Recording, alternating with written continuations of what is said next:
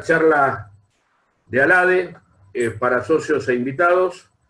En el día de hoy lo tenemos con un gran placer al doctor Adrián Vázquez, un miembro fundador del CASI de ALADE, especialista en materia de UTEDIC y en materia de rugby.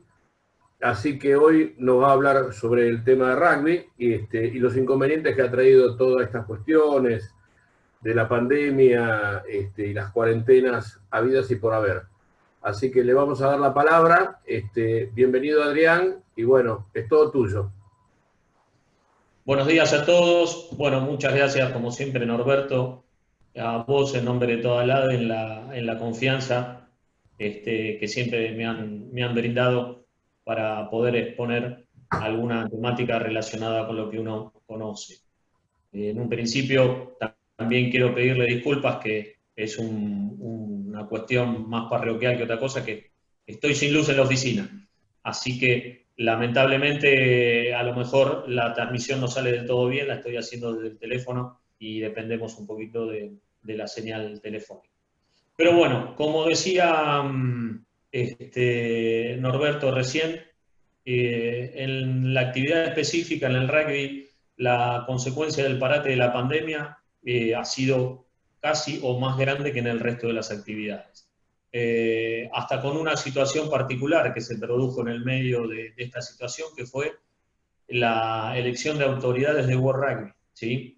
En el mes de fines de marzo, principios de abril, se definió una elección donde después de mucho tiempo se presentaron dos listas. Y el resultado de esa elección seguramente va a tener consecuencias para lo que es el juego, el negocio alrededor del juego profesional y las consecuencias jurídicas que va a tener todo esto.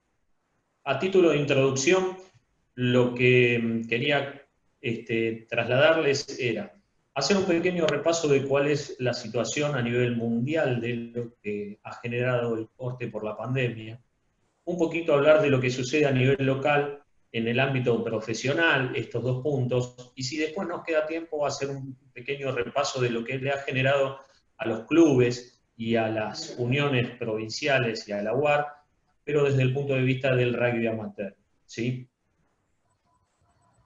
Como esta situación que hablábamos antes, el corte que se produjo por la pandemia, generó que todas las ligas, todos los campeonatos, todos los torneos se hayan tenido que suspender.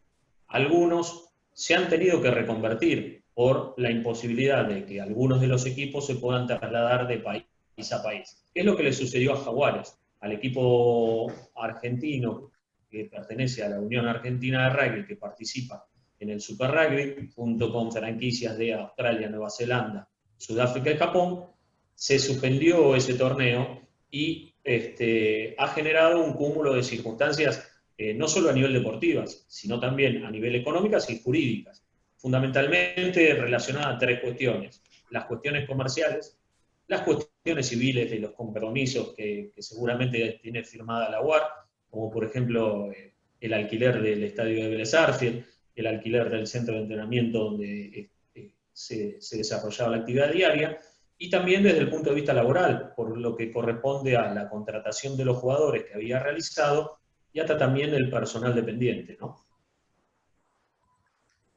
Pero, comenzando a nivel mundial y de la mano de lo que les había comentado en un principio con respecto a la elección de World Rugby de las autoridades, es un hecho más que trascendente. Después de mucho tiempo se presentaron dos listas con dos propuestas bastante disímiles o bien diferenciadas. Una de las listas, que es la que finalmente ganó la elección, iba por la reelección, que estaba encabezada por quien ya era presidente de World Rugby, que es Billy Beaumont, que es un exjugador inglés, y la otra lista que iba encabezada por Agustín Pichot, la que proponía modificar muchas circunstancias que hasta el momento han tenido una continuidad en el tiempo. ¿Sí? Fundamentalmente, circunstancias que iban de la mano de cómo debería ser la organización de los torneos a nivel mundial para realizar una apertura y generalizar el juego fundamentalmente a nivel negocios y extenderlo a muchas más uniones, a muchas más países. Otra de las cosas que proponía, que sin duda tiene una relevancia a nivel laboral de los jugadores, es extender el plazo de la elegibilidad que tienen que tener de residencia en los países para poder jugar en esos seleccionados. El jugador de otro origen que se traslada a un país distinto al de su nacionalidad, tiene que jugar durante 3 años en ese lugar nuevo para poder ser elegible para el seleccionado nacional. ¿Esto qué consecuencia tiene a nivel económico y a nivel laboral? Muchas. ¿Por qué? Porque ustedes saben que en las potencias del primer mundo los jugadores firman contratos no solo con las uniones locales, sino con la Unión Nacional para jugar en el seleccionado. Eso significa que la posibilidad de ser elegido por la unión receptora es muy importante. Da la casualidad de que quienes están en estas circunstancias son las uniones que generan menos jugadores y se nutren fundamentalmente de los jugadores del Pacífico Sur para reforzar sus equipos. También esto sucede con los jugadores sudafricanos, que al tener Sudáfrica una gran producción, aunque suene feo decirlo, o genera una gran cantidad de jugadores, muchos jugadores sudafricanos van a las ligas europeas y después terminan jugando para su selección. Como ejemplo, sirve fundamentalmente el caso de un jugador sudafricano, un segunda línea, que venía jugando hacía 3 años en Irlanda y se cumplían los 3 años de residencia justo en el día límite para la presentación de las listas de jugadores del Mundial 2019. Por casualidad, Irlanda presentó esa lista el último día y decidió incluirlo a este jugador, dejando de lado a un jugador histórico que tuvo una repercusión muy grande en los medios irlandeses.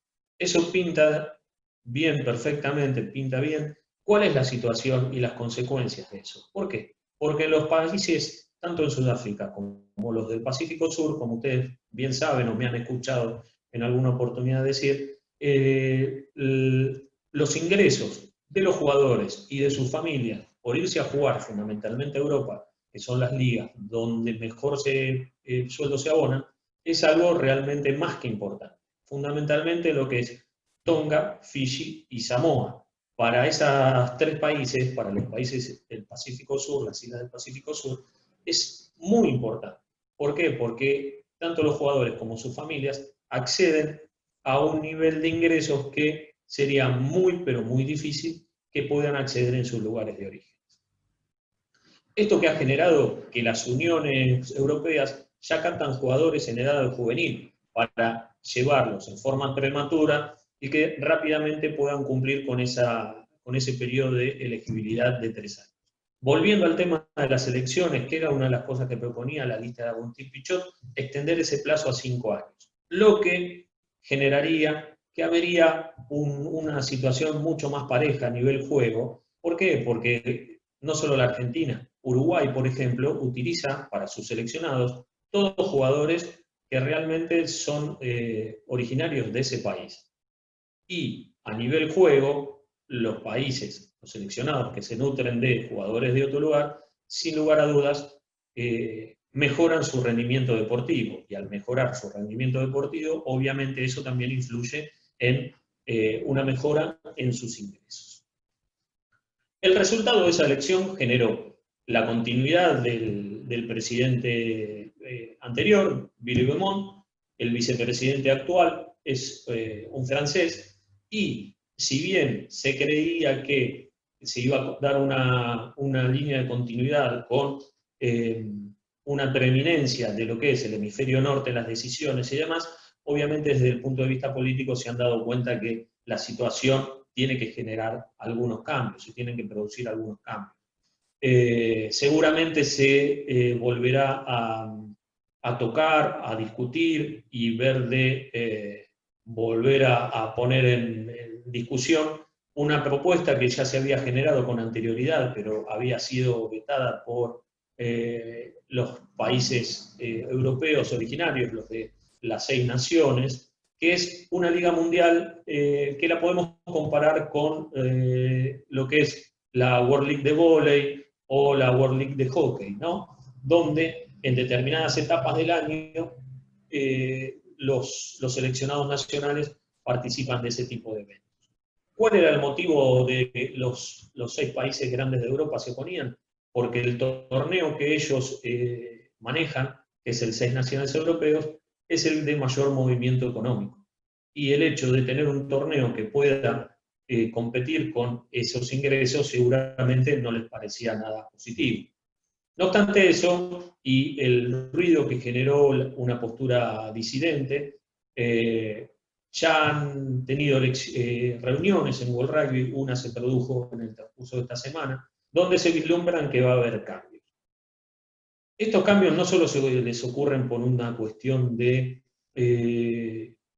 extender los torneos y hacer llegar al rugby de manera profesional y competitiva a todos los países, sino también porque las encuestas y los índices de televisación y demás están marcando que el rugby a nivel negocio necesita ciertos cambios.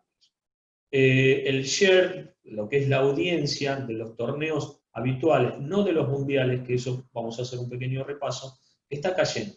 No solo lo que es la audiencia televisiva, sino todo el turismo que se mueve, que en los países europeos es muy habitual de trasladarse a ver al equipo de su país, tanto en los torneos europeos como también a lo mejor en los mundiales y en lo que es las giras de los British Lions que se producen cada 4 años a las potencias del hemisferio sur. Eso también está teniendo una reducción. Está bien que ahora con el tema de la pandemia el turismo se redujo absolutamente a cero en todas las cuestiones, pero seguramente a futuro también tiene que ver.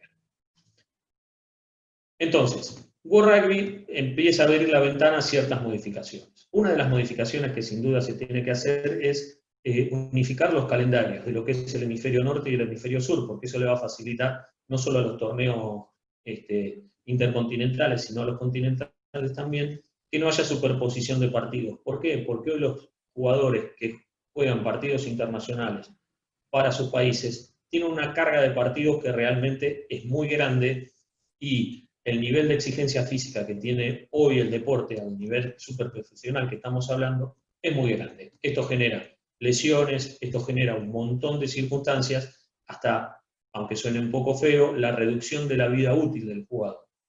Entonces, los sindicatos de jugadores también vienen planteando esas circunstancias de reducir o acomodar el calendario de una manera uniforme, tanto en el hemisferio norte como en el hemisferio sur, para que no repercuta en los jugadores, en el físico y en la cantidad de tiempo elegible de los jugadores. Con respecto al tema del Mundial del año pasado en Japón, hay que tener en cuenta una cosa. En los años y en los mundiales anteriores se producía una circunstancia, que los mundiales que se jugaban en Europa tenían un alto porcentaje de espectadores en el estadio, pero todo lo que era el negocio que se giraba alrededor, lo que hablábamos del turismo, la cuestión de sponsors, el ticketing y demás, era muy importante. El temor que había en Japón es que no fuera de la misma manera como pasó a lo mejor en los mundiales del hemisferio sur, donde si bien había una alta capacidad de asientos ocupadas en los partidos, era una concurrencia menor porque los estadios son más chicos. Bueno, el Mundial de Japón del año pasado no solo fue un éxito a nivel ticketing, sino a nivel televisión y hasta en recaudación de World Rugby. Para World Rugby los ingresos genuinos que tienen son los mundiales que organizan. El Mundial de Japón fue un éxito en todo sentido, en ticketing, en sponsorship, en lo que fueron los derechos de televisión y todo lo que fueron el manejo de las redes sociales.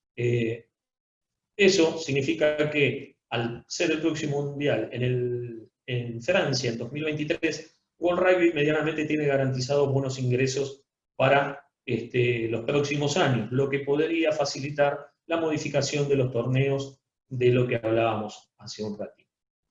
Muy bien, pasamos al ámbito local o lo que sucede en el hemisferio sur, que desarrollamos o hicimos una primera parte hace un ratito. Como ustedes saben, la Unión Argentina de Rugby está asociada con la Unión de Sudáfrica, de Nueva Zelanda y Australia para organizar dos tipos de torneos. Uno es a nivel de elecciones provinciales de esos países junto con Japón, que es el torneo Super Rugby, y a nivel selección nacional, el Rugby Championship. Muy bien. Estos países se unieron en una sociedad que se llama SANSAR, que está compuesta por los los países que les describía, y van firmando con periodos de 4 años los convenios para la organización del torneo Super Rugby. Muy bien. La pandemia justo se desata en un momento de finalización de uno de los contratos, de uno de los convenios, y el año que viene tenían que firmar uno nuevo. Al momento que se desata la pandemia, el torneo, el Super Rugby ya había comenzado. Ustedes vieron que Jaguares jugó un par de partidos acá en Argentina. Después estuvo en Sudáfrica, y a la vuelta de la primera gira de Sudáfrica se produjo el cierre de la actividad. Muy bien. Por una cuestión de organización para con la pandemia y el éxito en todas las medidas que tomaron, sumado a la facilidad de ser una isla, primero Nueva Zelanda y después Australia retoman la actividad. Nueva Zelanda ya arrancó el fin de semana pasado, hace unos cuantos días que no hay casos de COVID en Nueva Zelanda, se registraron 2 el día martes, pero era gente que viajó de Inglaterra y hubo allí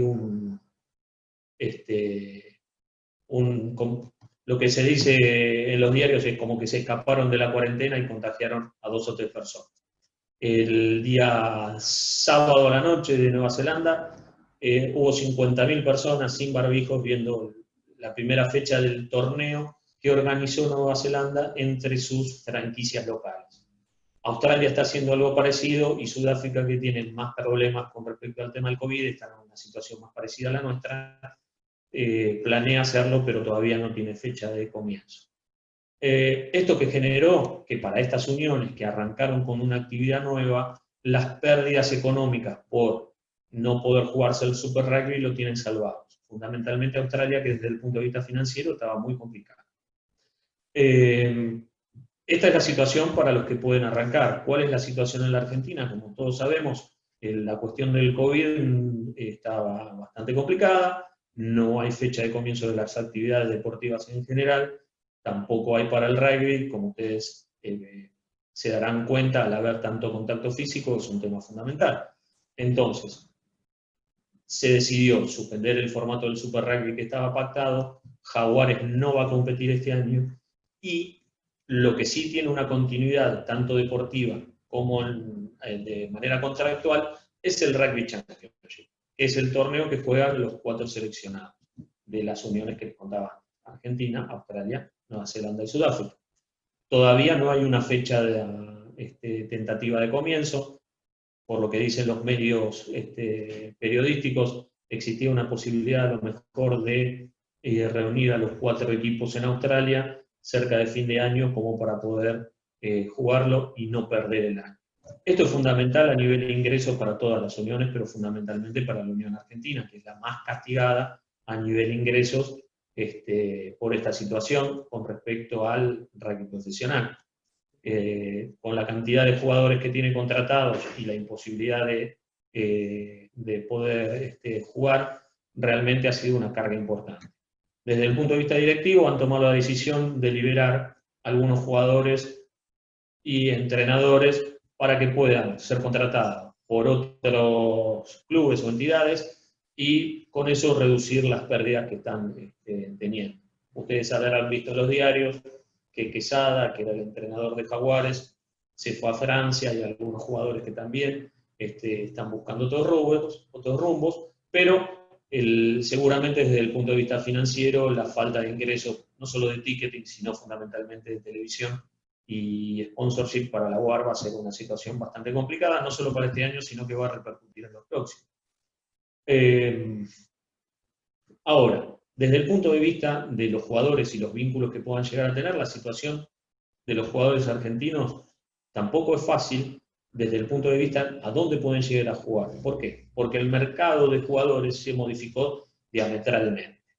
Bueno, si me dan un minutito, que tuve la suerte que ha vuelto la luz, me conecto con la computadora y... Dale, ¿querés entrar y salir o directamente te conectás desde ahí? Lo hacemos en forma normal. Si me das un segundito, salgo y vuelvo a entrar. ¿Puede ser, Daniela? Pero creo que podés hacerlo igual al mismo tiempo, si querés. A ver.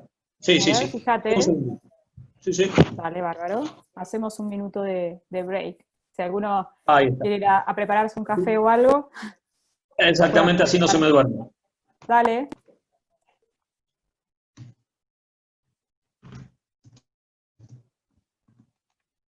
Y mientras, los que tienen preguntas, como les decía, pueden hacerlas por el chat, me las pueden mandar en privado, o levantan la mano y les habilito el micrófono para aquellos que quieran hablar o, bueno, intercambiar, hacer un ida y vuelta con Adrián.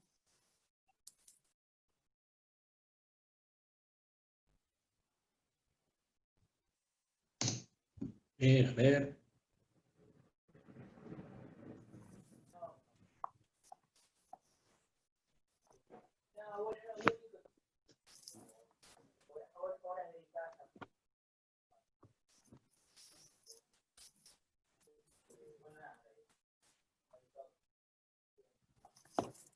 Bien.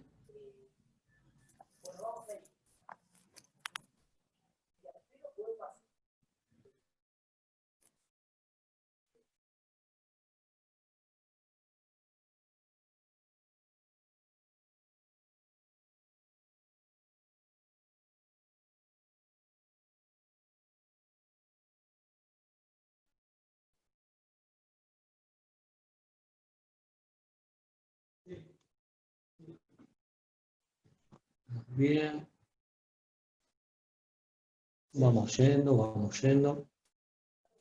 Bueno, salgo un poquito para tener el ID de la reunión. Dale, perfecto. Y entro enseguida, ¿sí? Dale, dale.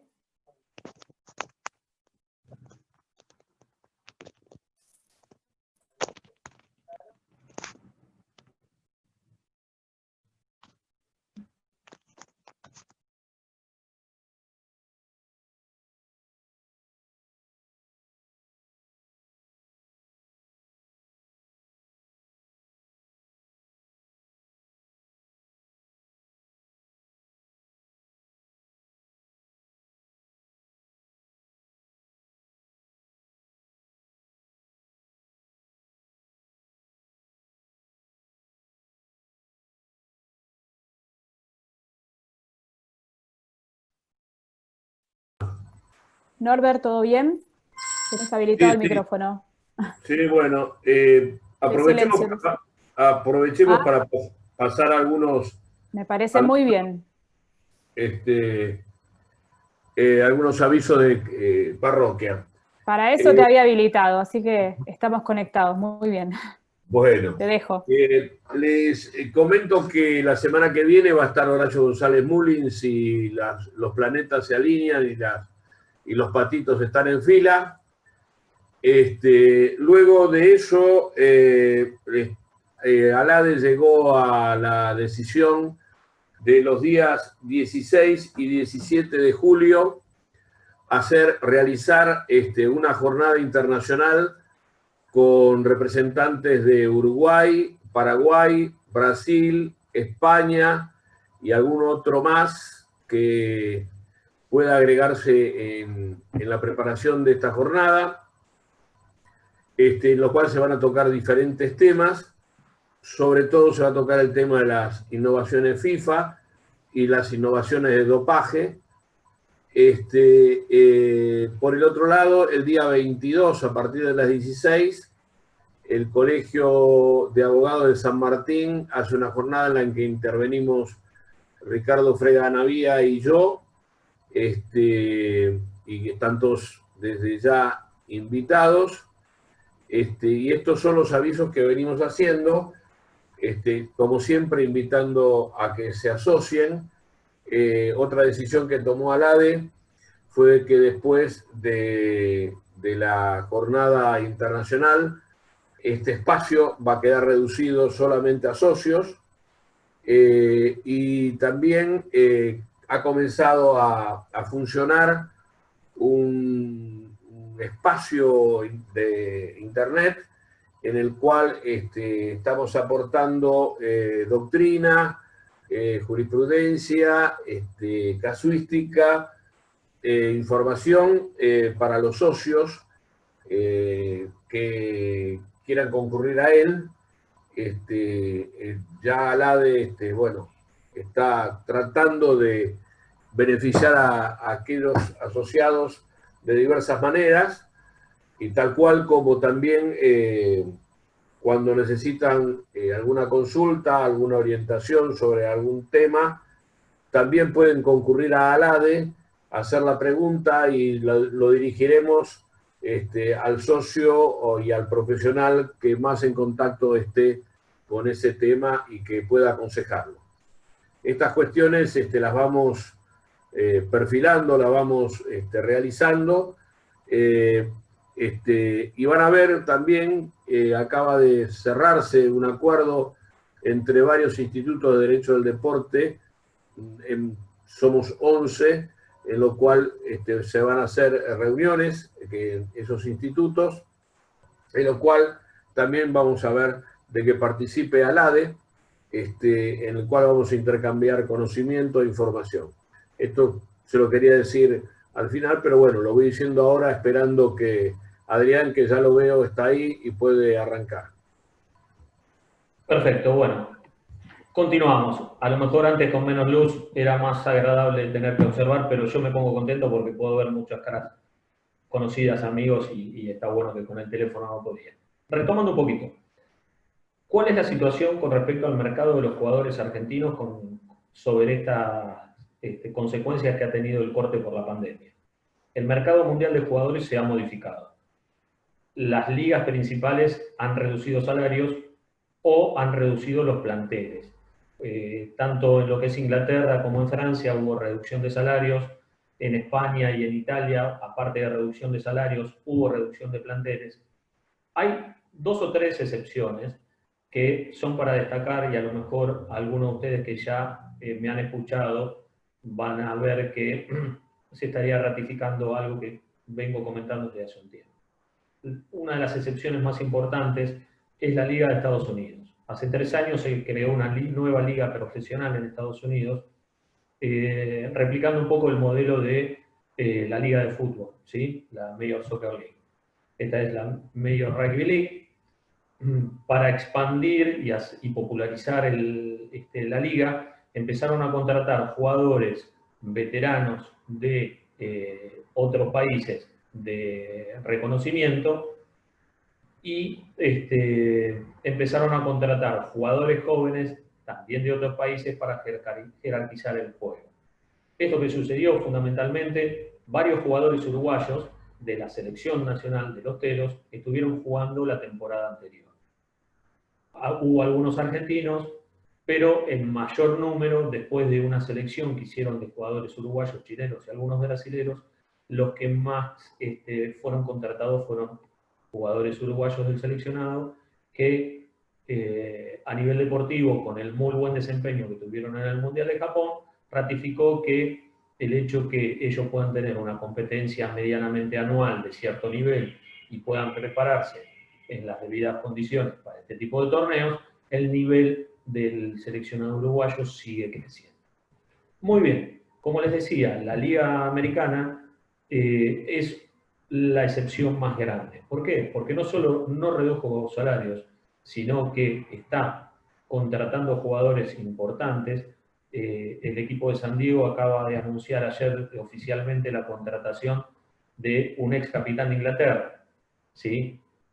Sino que también se suman nuevos equipos, o sea, año a año se van sumando nuevos equipos, siempre con el modelo de franquicia, se incorporan jugadores de renombre y también, como hizo la Major Soccer League, que después de unos años de desarrollo empezaron a contratar jugadores jóvenes de nivel para acrecentar el nivel deportivo.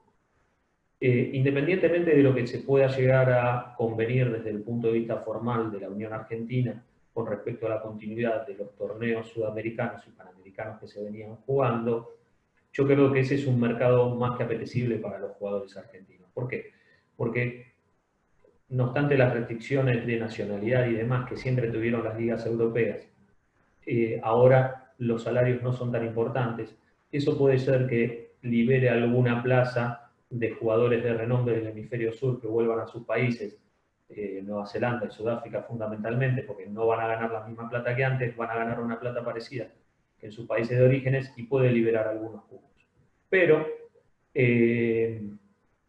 está cada año que pasa más complicado ingresar al mercado de elite europeo. Por ejemplo, antes del parate, Lavanini y Matera, que es el capitán de los Pumas, firmaron para el Stade Francés, pero a lo mejor para el jugador que estaba contratado para la UAR, que no tiene ese primer nivel, se le va a hacer muy difícil ingresar a los torneos de elite. Puede ser que jueguen un nivel de segunda división o puede ser que jueguen a lo mejor no como titulares, pero eso sin duda les va a perjudicar a nivel deportivo porque la convocatoria para el Championship de jugar con los Pumas también le genera ingresos económicos y si deportivamente no está en condiciones seguramente no va a ser elegible. Por eso para los jugadores argentinos que la Liga de Estados Unidos se fortalezca y crezca es una muy buena opción. También pasa algo parecido con la Liga de Japón, con los ingresos que tuvo la Unión Japonesa por el Mundial, va a fortalecer la Liga y se está haciendo una plaza cada vez más competitiva. Lo que sucedía hasta hace unos años, iban los jugadores ya veteranos, fundamentalmente de Nueva Zelanda y Sudáfrica, pero ahora están contratando jugadores más jóvenes que están jerarquizando el nivel. Muy bien. Todas esas consecuencias también se vieron con la suspensión de la Liga Sudamericana, que era el comienzo de una liga profesional con una franquicia de Chile, una de Paraguay, una de Brasil, una de Uruguay y una argentina. Se habían jugado 2 o 3 fechas y el corte por la pandemia generó una suspensión también de esa liga que lamentablemente, por lo menos este año, no va a continuar. ¿Qué significa eso? Que los mismos problemas contractuales que tenían los jugadores en otros lugares se está dando en esta situación. Fundamentalmente, ¿cuáles se habían reforzado con jugadores argentinos? Había sido el equipo de Paraguay y en menor medida el equipo de Chile. En Uruguay y en Brasil habían tomado la decisión de darle competencia a sus jugadores para fortalecer los equipos nacionales. Por eso no había jugadores extranjeros. Muy bien. Aquí vemos otro grupo de jugadores argentinos que no tienen una continuidad en sus contratos laborales, que seguramente, si pueden, van a poder sumarse en las ligas menores de Europa, llámese España, Italia, o eventualmente, a lo mejor, algún equipo de segunda división, con los reparos ya en este nivel, que seguramente si son elegibles para algún seleccionado, no los van a dejar venir. Entonces, el jugador se encuentra ante la disyuntiva de tener una continuidad en su carrera profesional, pero a lo mejor no poder jugar para los Pumas, independientemente de que eso le genera cierto tipo de ingresos. Ante toda esta circunstancia, como les decía, la Unión Argentina de Rugby tomó ciertas medidas, pero seguramente no son la cantidad o la calidad de medidas que le garantice a los jugadores la continuidad de sus ingresos, ya sea con los contratos que tienen firmados, o la continuidad deportiva que tan importante es para asegurarse sus ingresos. Entonces, la situación general de la pandemia no garantiza todavía que haya una continuidad de torneos, por lo menos en la Argentina, hasta los últimos 2 o 3 meses del año. Muchos, ustedes saben que, como todos los contratos deportivos, son de 1, 2, 3 o como mucho 4 temporadas. Hay muchos jugadores que se le vencen los contratos a fin de año. Y obviamente están en la disyuntiva de cómo va a ser la continuidad de su carrera. A eso se suma la incertidumbre también de la UAR, cómo va a ser la continuidad de los torneos y los ingresos que surjan de esos torneos, como también para poder darle cierta seriedad o fundamentar las contrataciones o las renovaciones que van a realizar. Si bien para el grupo top de jugadores y el de segundo nivel estas no son buenas noticias, seguramente son buenas noticias para los jugadores jóvenes que, por ejemplo, este año no se pudo realizar el Mundial Juvenil, que normalmente se llama Pumitas, porque seguramente al emigrar todos esos jugadores va a generar una renovación más temprano que tarde de muchos jugadores. No sabemos qué decisión va a tomar a nivel institucional la UAR, si va a contratar a estos jugadores, si va a continuar a lo mejor con el sistema de becas, y eso va atado a las decisiones también que tomen las autoridades nacionales con respecto a las becas deportivas, o algún otro tipo de vínculo, siempre teniendo en cuenta que, como ustedes saben muy bien, desde el punto de vista laboral, las figuras para la contratación de deportistas son prácticamente nulas o muy escasas, y los contratos los tenemos que adaptar pura y exclusivamente a la normativa general laboral. Son contratos a plazo fijo y no existe a simple vista una figura jurídica que pueda darle un marco de mayor contenido. Entonces, con todas estas circunstancias, los próximos meses son de una incertidumbre importante para todos los actores, y veremos si la situación general ayuda un poquito para clarificar las cosas. Desde mi punto de vista personal, eso no va a suceder hasta fin de año. También a nivel local, tenemos las circunstancias hasta de las uniones provinciales y de los clubes, donde ya la situación es distinta. ¿Por qué? Porque al no haber actividad, los ingresos de sus asociados mermaron de una forma muy importante. Pensemos que nada más que la Unión de Rugby de Buenos Aires tiene 91 clubes afiliados. De esos clubes, solo una parte es, digamos, de un pasar medianamente bueno, cosa que no se complique mucho la normal operatoria o la operatoria bajo estas circunstancias, llámese el pago de salarios y demás circunstancias que todos sabemos que son los gastos operativos de los clubes. Pero en su gran mayoría, los clubes medianos y chicos, como todas las instituciones civiles sin fines de lucro y deportivas, en los últimos meses están pasando circunstancias bastante complicadas. Algunos han podido gestionar lo que es los ATP y demás asistencia que ha determinado los gobiernos nacionales y los gobiernos provinciales, pero la realidad indica que la situación no es nada fácil. Quienes están en una situación un poquito mejor son los clubes del interior, donde la actividad de a poco ha empezado. Ustedes habrán visto seguramente en los medios que, a diferencia de lo que sucede con el fútbol, que se tomó la decisión institucional de no renovar la actividad hasta que todos los clubes estén en condiciones de hacerlo, con el rugby pasó algo distinto. Se ha ido autorizando, según las jurisdicciones, distintas actividades. Por ejemplo, leí en el día de ayer que en Rosario, a partir de esta semana, autorizarían la asistencia a los gimnasios, obviamente con todos los protocolos y las recomendaciones de cuidado de la salud. Pero en otras provincias, como Tucumán, Jujuy, Salta, las que han tenido menos complicaciones, Mendoza, con respecto al tema del COVID, no la actividad deportiva en sí, no la competencia, sino por lo menos el movimiento de los clubes se ha empezado a generar, lo que les significa un poco de alivio en su situación financiera. Desde ya, obviamente, la preocupación es no solo a corto plazo, sino a mediano plazo, porque la situación económica que ha generado la pandemia también pone en preocupación de lo que va a pasar en los años siguientes. La mayoría de los clubes y las asociaciones no han cobrado el dinero de sus sponsors, que es lo que ayuda a mantener la estructura básica. Entonces, la situación, como ustedes muy bien saben, como sucede con el resto de las entidades, es bastante complicada. Entonces, no sé cómo estamos de tiempo, pero medianamente yo creo que lo que ha sucedido en la actividad es muy importante a nivel cambios que seguramente se van a avecinar. Todos decimos de una forma u otra que la pandemia nos va a cambiar en unos cuantos aspectos de nuestra vida. Bueno, sin lugar a dudas al rugby le va a modificar algunas cuestiones.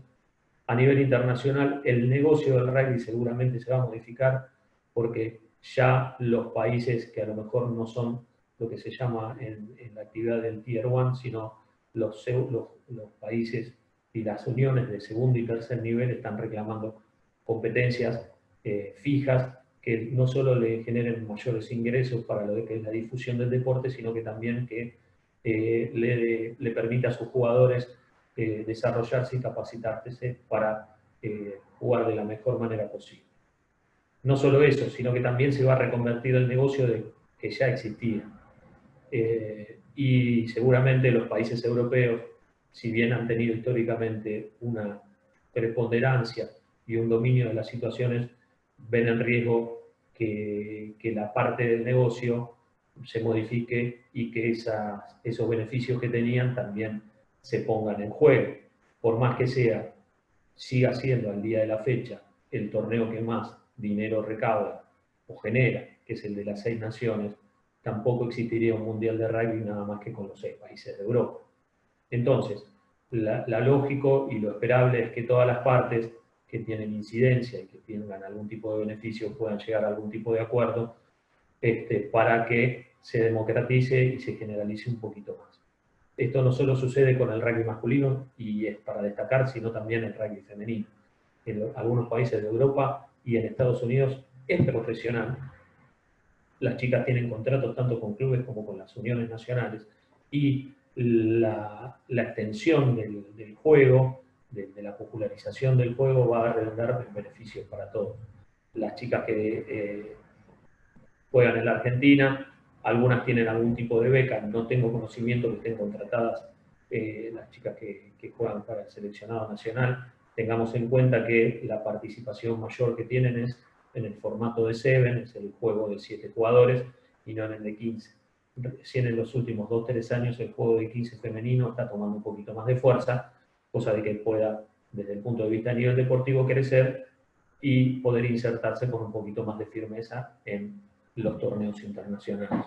Recuerden que los mejores resultados deportivos los siguen teniendo las chicas de Brasil, siguen teniendo una superioridad deportiva con respecto al resto de Sudamérica, y en Colombia en los últimos años se ha desarrollado de una manera muy importante a nivel juego, con un apoyo importante del Estado, ¿sí? Eso es para destacar, que es lo mismo que sucede en Brasil. Brasil tomó la decisión estratégica cuando el rugby se incorpora a la actividad olímpica para los Juegos de Río 2014, el Estado brasileño apoyó de forma muy importante para el desarrollo del rugby, tanto femenino como masculino. A nivel de resultados, a lo mejor fue más importante el femenino que el masculino, siempre en la modalidad de 7, pero desde ese momento el apoyo estatal es muy importante. Para cerrar con respecto al tema, al comentario a nivel juego, hay uniones que, como les contaba, están en una situación financiera complicada. Si no reciben una ayuda de World Rugby o algún tipo de financiación o nuevos contratos televisivos, la situación es bastante complicada. Fundamentalmente una unión importante como la de Australia, donde están perdiendo audiencia, están perdiendo jugadores. Con respecto, en Australia tiene la particularidad de que el rugby tiene una competencia directa, que no es solo el Rugby League, que es el que se juega de 13, sino que está el Aussie Rules, que seguramente ustedes lo habrán visto en algunas imágenes alguna vez, que son los jugadores que juegan con un tipo de camisetas sin mangas, ¿sí? y patean unos postes, se pasa la pelota de una manera distinta. Bueno, eso en Australia le está generando un descenso en la cantidad de jugadores, en la cantidad de ingresos, y si no hacen una reconversión rápida, seguramente a nivel deportivo las consecuencias se van a notar. Sí.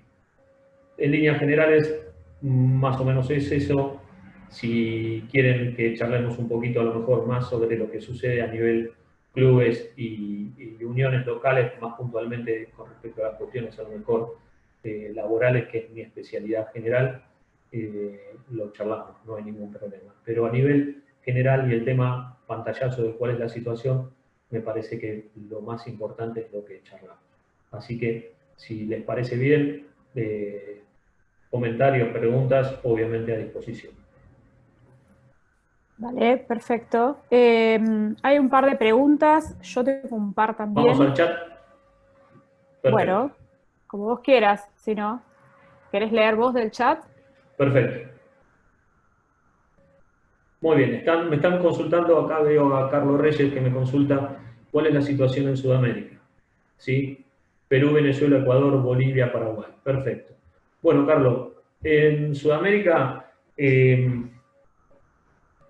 a quien se le encomendó ser cabeza del desarrollo ha sido a la Unión Argentina a partir del año 2007, cuando empezó a recibir el apoyo financiero y logístico en ese momento era la IRB, lo que es ahora World Rugby, que, para hacer la comparación y sepamos todo de qué estamos hablando, es la FIFA del rugby. ¿Sí? Se le dio una importancia mucho mayor de la que tenía lo que es Sudamérica Rugby, que en un principio era la Unión Sudamericana, donde paulatinamente se fueron sumando otros países de Latinoamérica. Hoy Sudamérica Rugby abarca desde México hasta el sur de Argentina y Chile, todos o casi todos los países de Latinoamérica. En muchos casos los programas de difusión de World Rugby se hicieron hincapié en los países fundamentalmente con no tanta tradición de rugby, por ejemplo, como les decía, Colombia, que ha dado resultados maravillosos fundamentalmente de lo que es el rugby social, eso de la mano también del Estado colombiano.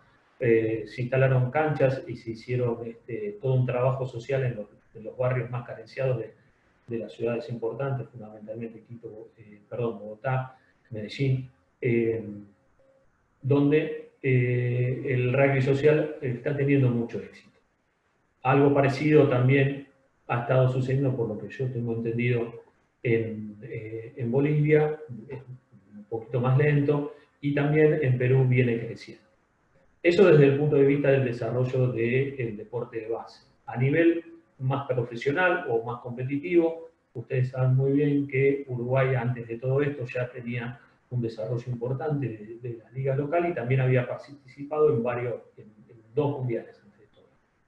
Y en los últimos dos mundiales volvió a participar Uruguay con muy buenos resultados deportivos, producto de todo ese desarrollo que ha venido realizando con el apoyo, ya les digo, logístico financiero de World Rugby y con el asesoramiento también un poquito de la Unión Argentina de Rugby. Yo creo que el modelo de desarrollo, tanto a nivel de base, me parece que el modelo de desarrollo colombiano es muy bueno, y también desde el punto de vista de deporte de elite, el desarrollo del rugby uruguayo también es para destacar, y mucho. Tienen un centro de entrenamiento que no tiene nada que envidiarle a ningún centro de entrenamiento de los países top del mundo, en el Estadio Charrúa, que han firmado un convenio junto con el Estado uruguayo, por lo que tengo entendido. Si hay algún amigo uruguayo y me equivoco, por favor que me corrija. Allí hubo un convenio entre la Unión Uruguaya de Rugby del Estado y la Asociación Uruguaya de Fútbol, donde pueden utilizar las instalaciones en forma conjunta, y realmente da gusto ir al Estadio Charrúa y ver con las instalaciones que cuentan. Sin lugar a dudas, fundamentalmente para las uniones de Sudamérica, la situación financiera es importante. Por eso, todos los programas que sean de desarrollo del juego, si no se cuenta con el apoyo de World Rugby, es muy difícil desarrollarlos, independientemente que tengan poco o mucho ayuda del Estado, ¿no? Apoyo del Estado. Una de las cosas que ha venido haciendo World Rugby en los últimos años, y vuelca la mayor recaudación, o gran parte de la recaudación de los mundiales, es en la difusión del juego. A lo mejor desde el punto de vista estratégico, desde el punto de vista político, Sudamérica Rugby tendría que hacer un poquito más o profundizar el trabajo que viene realizando. Pero me parece que desde el punto de vista social, las cosas que se han venido realizando han sido muy buenas y han tenido buenos resultados. Obviamente que todos vamos a coincidir que seguramente que con eso no es mucho, que con eso no alcanza. Pero me parece que para un deporte que no es tradicional en la mayoría de los países de Sudamérica, es un buen comienzo. Bueno, ¿qué otra pregunta tenemos? ¿Qué otro comentario? Bien, yo tengo un par de preguntas. Antes, si querés, igual acá entró otra en el chat, pero Sí. tengo una anterior que me mandaron por privado. Es de Blas Pugliese, con relación a los menores. Si existe, hablaste en un momento, viste, de este traspaso de jugadores a Europa o a otros lugares, si existe algún régimen protectorio para los menores, viste, como existe con los menores de 18 por parte de FIFA a la hora del traspaso internacional de menores de rugby. Convengamos lo siguiente con respecto al tema de la vinculación de los jugadores de rugby. Está, independiente de la normativa laboral o civil o que corresponda del derecho general, también está lo que es el Estatuto de World Rugby, que legisla con respecto al tema de los vínculos entre los jugadores y las entidades o los clubes que los contratan. ¿Sí? La regla 4 del Estatuto del World Rugby, que viene ya de la época de IRB, estipula que toda vinculación entre un jugador, un club, una asociación o un centro de formación donde exista una contraprestación a sus servicios deportivos, por decirlo de alguna manera, tiene que estar realizada mediante un contrato. ¿Sí? Esto quiere decir que el jugador que recibe una beca de una universidad como contraprestación a que juega para esa universidad debería firmar algún tipo de contrato. ¿Sí? A eso le sumamos que si ese contrato como contraprestación no solo es una beca, la asistencia en servicios médicos o algún tipo de contraprestación que no sea dineraria, si a eso pasamos ya al ámbito profesional, obviamente que tiene que ser un contrato y obviamente que tiene que estar bajo la normativa no solo de World Rugby, sino, depende del lugar donde se realice ese contrato, la normativa laboral o general. Si en los países top existen, en la mayoría, existen hasta convenios colectivos de trabajo, donde la representación de los jugadores local discute con la Unión Nacional los famosos agreements, donde se determinan las pautas que van a desarrollar y los compromisos y los derechos que tiene cada una de las partes ante esa actividad. Después, con respecto a la cuestión específica de los menores, también tenemos que tener en cuenta la normativa local de cada uno de los lugares y la de la contratación con respecto al carácter de menor de edad o no, ¿sí? Pero si nos basamos en la normativa argentina, seguramente la representación del menor tiene que ser realizada con respecto o desde los padres. Lo que les quiero agregar con respecto a eso, que también la normativa del World Rugby desde hace muchos años incluye los derechos de formación, ¿sí? Entonces, si bien, como también saben ustedes, que nosotros contamos con la Ley Nacional de Derecho de Formación, también la normativa internacional lo tiene. Lo que a lo mejor no quedó o no se terminó de realizar a nivel local fue el dictado de normas particulares, ¿sí? En algún momento, algunas uniones, como no podían cobrar el derecho de formación tal cual como es, cobraban algún tipo de tarifa por el pase que pedían los jugadores para irse al exterior, mucho más importante de lo que debería ser un gasto administrativo por un mero pase de un lugar a otro, sabiendo que el jugador era un jugador de renombre y se iba a jugar afuera como profesional. ¿Sí? Entonces, como profesionales del derecho o como gente allegada a los clubes, tenemos que tener en claro y poner a disposición de las entidades que así lo requieran que existe el derecho de formación, que en nuestro país no solo está regulado por una normativa federativa, sino que está regulado fundamentalmente y pone las pautas generales más que claras por la ley nacional. Entonces, cualquier tipo de reclamo con respecto al derecho de formación se puede canalizar por esa vía sin ningún tipo de problema.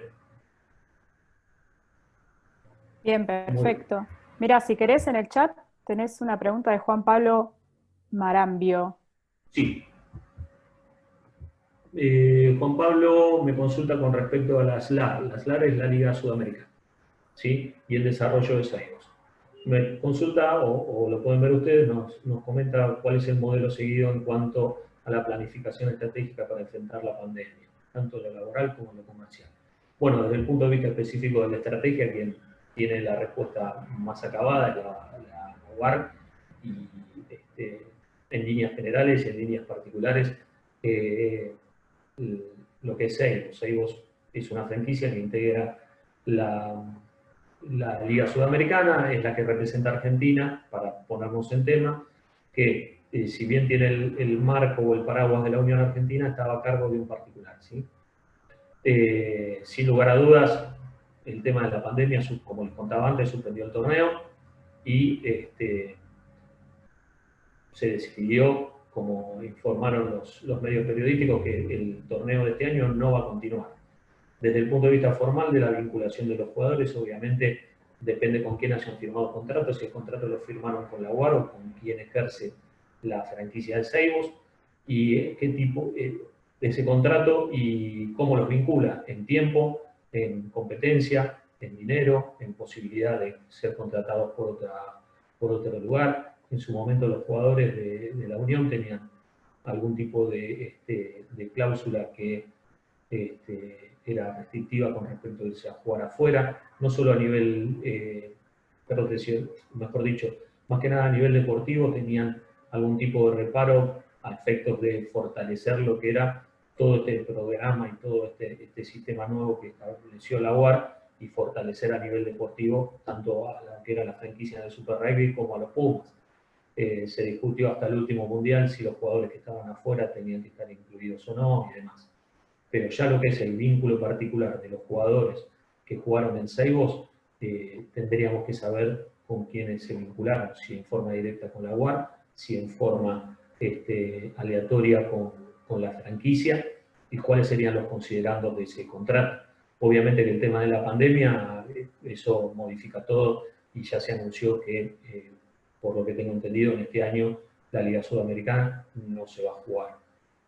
No sé si se jugará algún tipo de torneo continental donde esos jugadores puedan ser, aunque suene un poco feo, redirigidos por la UAR para cumplir con esos torneos, porque una de las preocupaciones más grandes, hoy la base de jugadores vinculados de la UAR es muy grande, y a vista de lo que va a suceder este año, y por lo menos el año que viene, la demanda de esos jugadores contratados no sería muy grande, por lo menos hasta ahora. Hay gestiones como para hacer algún tipo de torneo panamericano y demás, pero bueno, ya lo que es la Liga Norteamericana tiene su formato dado, una fortaleza económica y también su calendario ya fijo y los contratos que eso significa, ¿no? Porque partamos de la base que fundamentalmente la Liga de Estados Unidos, lo que es el apoyo a la televisación es muy importante.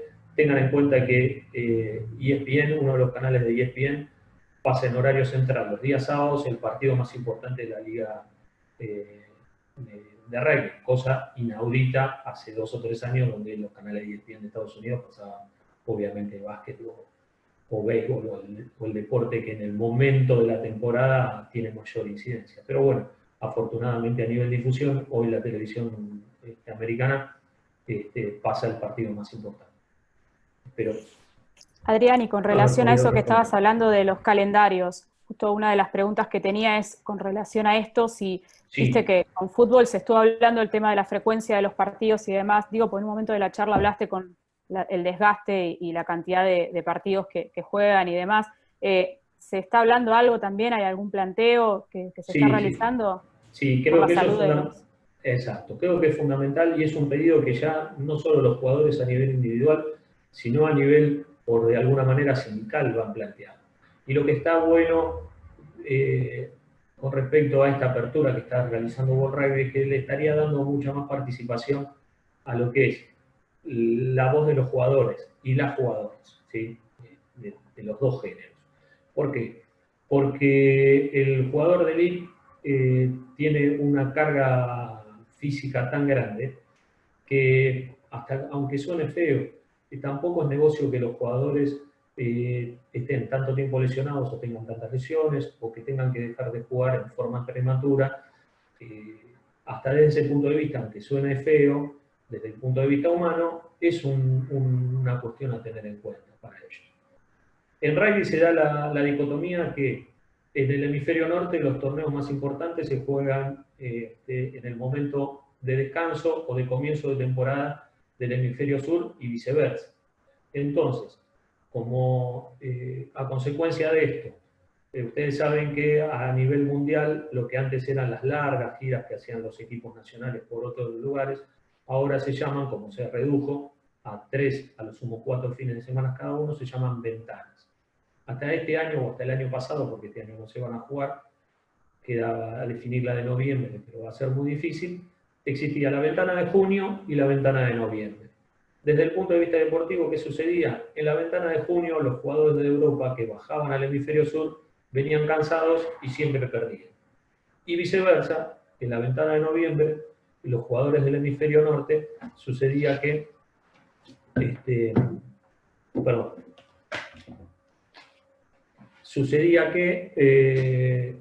los jugadores del hemisferio sur iban al hemisferio norte y los resultados deportivos no eran buenos. Una de las propuestas que tenía Agustín Pichot era, al hacer esa liga mundial, reconvertir las ventanas y generar que esas competencias que no tenían un torneo resulten más atractivas a nivel deportivo para generar mayores ingresos y que esa liga tuviera ascensos y descensos. ¿Por qué? Porque los torneos cerrados hoy a nivel internacional no los tienen y no genera un crecimiento deportivo de los otros países. Fíjense que existe un 6 naciones de Europa B pero el que gana el torneo Seis Naciones B nunca asciende a la A, y sucede que Italia pierde todos los partidos y Georgia, que gana todos los partidos en el nivel B, nunca asciende. Volviendo, que es una cosa que me quedó pendiente de comentar con respecto al desarrollo del rugby en Sudamérica, algo parecido sucede en lo que es el torneo sudamericano panamericano, donde el B no asciende, ¿sí? El torneo B lo juega Colombia, lo juega Perú, lo juega Bolivia, y el A lo juega Uruguay, Argentina, Chile y Paraguay, y Brasil. Entonces, como ven ustedes, todos estos vientos de cambio, que al parecer están más cercanos que lejanos, tienen una injerencia en un montón de rubros. Fundamentalmente, al haber un crecimiento económico, eso va a generar que suceda también un incremento en la profesionalización y en el crecimiento de las estructuras y en definitiva en la difusión del juego. Cuanto más jugadores jueguen, es mucho más fácil que se pueda desarrollar el nivel del juego y el crecimiento también de las cuestiones económicas que giran alrededor. Pero el tema de los calendarios es fundamental. Después tendrán que organizar cómo serían esas competencias. Si acá el torneo amateur tendría que ser directamente en los mismos términos que los torneos profesionales, pero eso creo que ya es otra discusión. Pero sí, medianamente, en rasgos generales, tener un calendario en el hemisferio norte y en el hemisferio sur unificado, y los jugadores que compiten en los dos hemisferios en determinados niveles, no le genere eso una sobrecarga mayor a lo que significa la sobrecarga física de un deporte de semejante contacto y de tanta exigencia que tiene hoy con respecto a lo mejor hace 20 años atrás. Claro, perfecto. Y otra pregunta también, viste que se está dando un poco ahora con el tema del fútbol, esto de que en otros lugares del país, acá en Argentina, se han reiniciado un montón de actividades y desde AFA no se permite, por lo menos los clubes que están dentro de AFA, que retomen las prácticas. ¿Está pasando algo similar con rugby? ¿Sabés algo de la situación? No, afortunadamente no. Se está viendo, como les contaba hace un ratito, que en algunas provincias ya hay actividad. Obviamente que no actividad de competencia, a lo mejor los entrenamientos son en cantidad de jugadores reducidas, no de todas las edades. Por ejemplo, estaba viendo el otro día el protocolo que existe en Jujuy y en Mendoza, que fundamentalmente los jugadores no tienen contacto físico. Por ejemplo, la parte de preparación física la hacen en andariveles con una separación de 5 metros para cada lado, no se bañan en el club, ya llegan vestidos, o sea, ¿Se presentó a la UAR ese protocolo? ¿Lo tuvieron que presentar o no? ¿O directamente han podido...? No, por lo que tengo entendido, participa la UAR, participa la Unión Nacional y seguramente, sin lugar a dudas, las autoridades sanitarias de cada jurisdicción, y yo calculo que también tiene que haber participado Secretaría de Deportes, ¿no? Pero desde el punto de vista institucional se tomó la decisión que en los lugares que está permitido que la actividad inicie. Y yo creo que es importante destacar también que estamos hablando de jugadores amateurs, en su gran mayoría, no de jugadores profesionales. Entonces, la posibilidad de retomar, aunque sea en forma acotada, lo que es la vida normal del club, es muy importante para todos. Hasta desde el punto de vista financiero para el propio club, que si empieza a tener un poquito de movimiento, recauda más cuotas sociales, puede hacerse cargo para afrontar los gastos operativos. Ustedes saben muy bien que charlando, o mejor dicho, les comento, pero seguramente habrán escuchado, porque pasa en otros clubes, pasa en otros comercios, que por ejemplo, muchos de los clubes de Buenos Aires, las facturas de luz que recibieron fueron exactamente las mismas al mes de febrero o de marzo, donde la actividad era completa y los entrenamientos se realizan de noche. Entonces, el consumo de luz no tiene absolutamente nada que ver cuando el club está cerrado que cuando el club está en plena actividad, y las facturas de luz eso no lo reflejaron. Entonces, sin lugar a dudas, el apoyo que generó el Estado Nacional y los Estados provinciales con algunos de los programas de asistencia han sido importantes. El convenio que firmó UTEDIC con FEDEDAC y demás para lo que ha sido la reducción de haberes y de la jornada y demás, ha sido importante, pero ante esas circunstancias donde los gastos operativos son similares a los anteriores, es bastante complicado responder. Entonces, me parece que ha sido una decisión acertada, siempre teniendo en cuenta todos los recaudos de salubridad y demás, para que de a poquito la actividad fundamentalmente social se pueda empezar a mover. En un momento la UAR estaba manejando la posibilidad de llevar a entrenar a sus jugadores profesionales a alguna provincia que esté alejada de la situación del COVID, pero yo calculo que eso generaría que tengan que hacer una cuarentena y un montón de circunstancias que, sumado a que todavía no hay una fecha fija de competencia, no vislumbre o no dé cierta certeza de qué es lo que va a pasar. Imagínense todos los recaudos que hay que tomar, que viajen 30, 40 jugadores a cualquiera de las provincias que hoy tienen baja incidencia de COVID, la cuarentena, la logística, la alimentación, el alojamiento y un montón de circunstancias que eso significarían, no debe ser fácil no solo de organizar, sino también de autorizar.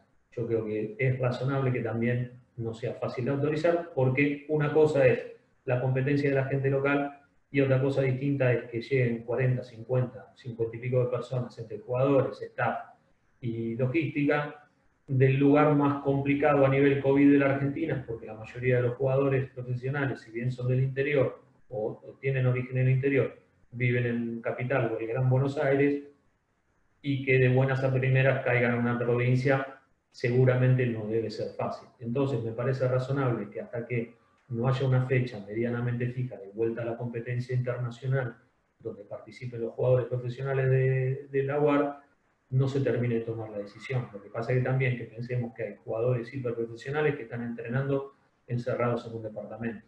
Y desde el punto de vista deportivo eso tampoco es razonable. Bueno, ahí en el chat veía alguna más. No sé cómo estamos de tiempo. Como vos nos digas. Si vos estás bien, continuamos. Yo estoy, no hay ningún problema. Me hablaban... Una pregunta de Carlos Reyes, el tema de la normativa aplicable con relación a los jugadores profesionales, si se aplica la ley laboral del país, o si hay alguna... Desde mi punto de vista, o desde mi criterio laboral, sin lugar a dudas, la normativa que debe aplicarse es la local. Habría que ver si en cada caso puntual cuál es la normativa.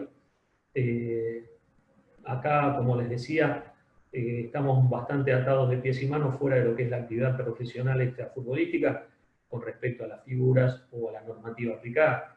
Yo siempre traigo a colación, en el año 80 el doctor Morando había publicado un artículo en la revista La Ley, donde si bien, y esto es controvertido a nivel laboral, hasta dónde se pueden extender las figuras jurídicas de otra normativa con respecto a las otras, pero él proponía a lo mejor extender la aplicación de lo que es el Estatuto del Futbolista, la normativa convencional del jugador de fútbol, al resto de las actividades profesionales deportivas.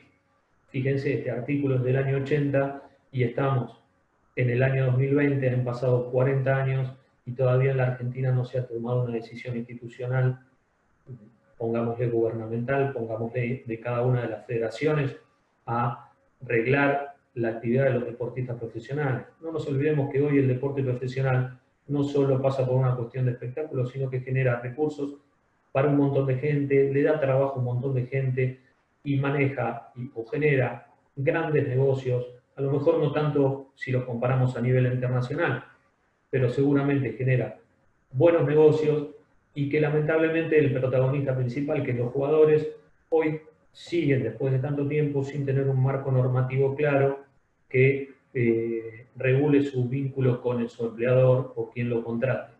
La UAR en su momento tomó la decisión de hacerlo mediante contrato de trabajo en base al criterio de que es lo que por derecho en un principio correspondía. Otras federaciones, otras actividades, todos sabemos muy bien que han tomado otro camino y han generado una conflictividad y unos perjuicios económicos para sus propias federaciones tremendos. Recordemos lo que eso ha sucedido con los árbitros de básquet, que después de una cantidad de juicios enorme, firmaron un convenio colectivo de trabajo. Entonces, yo creo, y siempre los que me han escuchado en otra oportunidad, hemos tocado esta cuestión, cada día que pasa es más importante que se tome la decisión de darle un marco regulatorio general al deporte profesional que va a redundar para el beneficio de todos los actores, hasta para el Estado mismo, y le va a dar una previsibilidad jurídica que hoy no la tiene, hasta una previsibilidad para los negocios, tanto que hablamos también de las certezas y demás. Yo creo que en este caso más tarde que temprano hay que tomar esa decisión y va a redundar para beneficio de todos. Bien, y mira, había una última de Carlos Reyes con respecto a el criterio de los torneos A y B. Bueno, en un principio, en el caso de Sudamérica Rugby, quien lo determinó seguramente ha sido la misma entidad. Seguramente habrá que plantearse desde el punto de vista institucional qué posibilidades hay de que también exista esa flexibilidad, que haya ascensos y descensos. Después se va a ir determinando eso a nivel juego y a nivel estructuras, o mejor dicho, a nivel estructuras y a nivel juego. Me consta desde el punto de vista de apoyo de Sudamérica Rugby, el apoyo existe. Sin lugar a dudas, todos siempre tenemos expectativas de crecer más rápido y en mejor manera que a lo mejor como se van dando las cosas. Pero yo creo que existe un potencial muy grande a nivel juego, pero fundamentalmente, y es a los que apuntamos todos los que en algún momento entramos en una cancha o que tenemos relación con el juego, es la parte humana que genera este deporte. Si bien lamentablemente con los hechos sucedidos en febrero, con Villa Gesell y demás, esa parte vamos a tener que trabajar y se está trabajando. Ha sido un llamado de atención, ¿no? Para no olvidarnos de lo más importante, que en definitiva el deporte profesional es muy lindo, nos sentamos en la televisión, lo vemos, somos hinchas del club, pero no hay que olvidarse del deporte de base, ¿no? Creo que es fundamental, que en definitiva es el que nutre el deporte de élite, y es lo fundamental hoy, y en eso seguramente coincidimos todos. La situación social de Argentina y de todos los países de América es lo suficientemente complicada como para que el deporte deje de ser ese cable a tierra, esa ayuda, ese vínculo con otras cosas, con otros principios que el resto de la sociedad está bastante complicada. Entonces, yo creo que no hay que perder nunca de vista esas cuestiones y atender las dos puntas, ¿no? Las dos puntas de la pirámide. Si la punta de la pirámide profesional está clara, tiene reglas claras y demás, seguramente lo otro va a estar en la misma manera. Bien, perfecto. Me parece que Norberto quería decir algo. Ahí. Adelante. Adrián, yo quería saber si vos tenés novedades o si tenés conocimiento acerca de una consulta que hizo la URBA a un estudio jurídico referente a la ley 27211 y cuál fue la respuesta. Sí, obviamente, no solo la URBA, sino que estimo yo todas las uniones por intermedio del interés de sus propios clubes con respecto a qué sucedería ante un planteo de alguna entidad con respecto a la percepción del derecho de formación de sus jugadores. Independientemente de que desde el punto institucional, desde el punto de vista institucional, no esté arreglado, según lo que indica World Rugby, que cada una de las entidades locales deben reglar la posibilidad del reclamo de los derechos de formación. Hoy la ley nacional habilita a cualquier club a recurrir directamente a los medios administrativos y fundamentalmente judiciales para reclamar, ¿sí? Para que tengan una idea, lo positivo de la normativa de World Rugby es que estipula cómo realizarlo, cómo depositarlo y demás, que a lo mejor la normativa nacional tiene un bosquejo grande, pero no en forma muy particular. En World Rugby, cuando se acredita el vínculo o la contratación, no hay mucho más para discutir. El club contratante o la unión contratante tiene que depositar en una cuenta de World Rugby que después se la gira a la Unión Nacional y se determina el monto a abonar en base al nivel de juego, los años de edad del jugador y se distribuye entre las entidades, ya sea club, entidad provincial, entidad nacional, en forma medianamente equitativa de cómo participó en su formación, se distribuyen esos ingresos. En Inglaterra, desde hace muchos años, el jugador que es amateur lo contrata un club profesional del mismo país, ese club que lo formó recibe los beneficios. Lo que pasa que en Inglaterra en el 95 se blanqueó el deporte, el rugby profesional, pero existía ya el rugby amateur marrón unos cuantos años antes. Entonces ese ejercicio lo tienen mucho más desarrollado.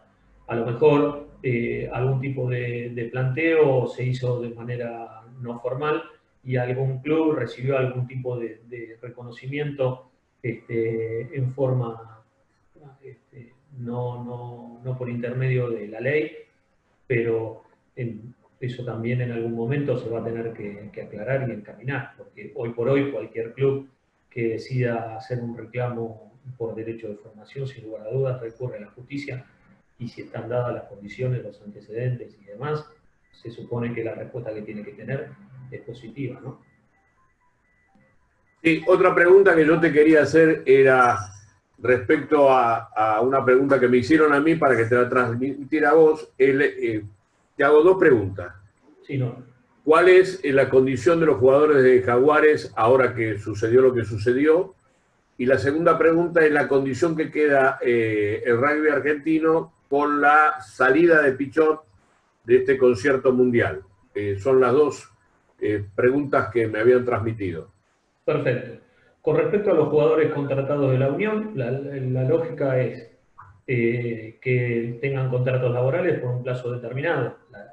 En esa misma lógica, esos contratos deberían respetarse. Como ha sucedido en un montón de actividades y en un montón de empresas, nosotros lo sabemos muy bien, ante la falta de actividad, seguramente se habrá planteado algún tipo de recorte, algún tipo de reconversión, a efectos de poder cumplir con el fondo del vínculo. Pero eso, bueno, ya se definirá entre las partes, quién accede, quién no accede y demás. Yo creo que algo de relación tiene con esto, por lo que dicen los medios periodísticos, es que a varios jugadores, fundamentalmente de los contratos más altos, se los liberaría en caso de firmar algún tipo de contrato con clubes europeos. Y ese tipo de reparo para rescindir, que hablábamos antes desde el punto de vista deportivo, para no resentir el nivel de los equipos, se dejaría medio de lado, como sucedió seguramente con la salida de Gonzalo Quesada, que era el entrenador de Jaguares, y los éxitos que ha tenido a nivel deportivo en su labor llevaron a que Jaguares jugara la final del Super Rugby el año pasado, que es la primera franquicia no fundadora del Super Rugby que llega a la final. Entonces, el trabajo que hizo, los resultados son más que positivos, y seguramente por esa cuestión, aparte que debe tener ofertas, habrá tenido ofertas de todos lados por su capacidad y por cómo se maneja el manejo de grupo, que todo el mundo que ha tenido la oportunidad lo destaca, y la hombría de bien que tiene Quesada, tuvo más que una oferta. Aparte, desde el punto de vista de él, estuvo una persona que vivió 15 años en Europa, su esposa, su pareja, no sé cuál es el punto del vínculo, es europea, entonces a lo mejor el salto no es tan difícil. Pero con respecto al tema de los jugadores, como en toda relación o vínculo laboral, hay un contrato, pero independientemente de eso, ante la situación complicada que todos conocemos, no me llamaría la atención que haya algún tipo de conversación para ajustar esos contratos. ¿Sí? El panorama es difícil. A lo mejor si esto hubiera pasado en otro momento, insertar jugadores en Europa sería fácil, pero hoy no está fácil para nadie contratar en Europa o irse a jugar a Europa. No solo para los jugadores de Jaguares, sino para los chicos que veían ir a jugar a España por 600 euros por mes como una experiencia o una salida laboral, y después ver qué hacían, ¿no? El mercado de pases de jugadores, como sucede con el fútbol, como lo escuché a Klopp decir hace unos días, suena medio complicado decir que hay que reducir un porcentaje de sueldos y después se hacen mega contrataciones, ¿no? Está pasando eso, la Liga de Inglaterra no está bien financieramente, el top 12 el top 14 de Francia tampoco, había muchas franquicias que venían arrastrando déficits importantes, entonces no es fácil. Si uno se pone desde el punto del lugar del jugador, es una situación más que preocupante. Pero si todos los actores no medianamente trabajan en conjunto, tomando lo que vos me preguntabas en segundo lugar, la injerencia que puede haber tenido la presentación de Pichot, y desde el punto de vista político, no sé, pero sin lugar a dudas generó que se haya presentado otra lista, que haya hecho planteos puntuales, que World Rugby abra el juego a circunstancias que antes a lo mejor eran mucho más difíciles, como todo lo que hablábamos, ¿no? Nuevos torneos, la federalización, por decirlo de alguna manera, de ingresos y demás. Eso tiene una consecuencia directa a ese tipo de planteo, que la cabeza era Pichot, pero no nos olvidemos que los países importantes del hemisferio sur fueron con él, ¿sí? Termina perdiendo la elección por pocos votos, alguno que se dio vuelta ahí en el camino, pero sabía que tenía enfrente por votos y por poderío financiero a los países de Europa que no iban a ceder tan fácilmente. Entonces, es un momento para verlo de afuera, interesante. Como hablo siempre yo, es bueno para los que estamos vinculados a la actividad ver el negocio del rugby, porque no nos olvidemos que a nivel público, a nivel financiero y demás, después del Mundial de Fútbol y los Juegos Olímpicos, como evento deportivo, los Mundiales de Rugby son los más importantes, ¿sí? A lo mejor la NBA maneja mucha más plata, pero como evento deportivo internacional, los Mundiales de Rugby, y aparte cada 4 años crece, que era la duda que se tenía con respecto al Mundial de Japón, creció a nivel televidentes, creció a nivel público, creció a nivel sponsor. En el Mundial de Japón no se olviden que hubo partidos que se suspendieron por un tifón. O sea, más cosas no pudieron haber pasado y desde el punto de vista organizativo fue un éxito rotundo. Y el próximo Mundial es en Francia, donde seguramente a nivel financiero va a ser más beneficioso todavía, es que continuo World Rugby tiene que abrir un poco y crecer de otra manera. Bueno, creo que no tenemos más preguntas. Por mi parte, por supuesto, agradecerte, Adrián. Creo que en nombre de todos te agradecemos. No sé si quieren decir unas palabras finales, Norbert o Adrián. Sí, bueno. Yo, si me permitís, Norberto, y te dejo el cierre a vos, obviamente agradecerles a todos la paciencia, como siempre es un gusto estar presente en todas las convocatorias de ALADE, que las invitaciones que me realiza ALADE. Yo, como les decía hace un ratito, me parece que lo que sucede con el rugby, no solo a nivel deportivo, sino a nivel institucional y a nivel negocio, es una buena referencia con lo que puede suceder con otras actividades, y que como nosotros tenemos tantas cosas para desarrollar, ¿cómo puede ir creciendo? Pensemos que hace 10, 12 años era impensado que un jugador argentino tuviera un contrato laboral, un jugador de rugby argentino tuviera en el país un contrato laboral, ¿no?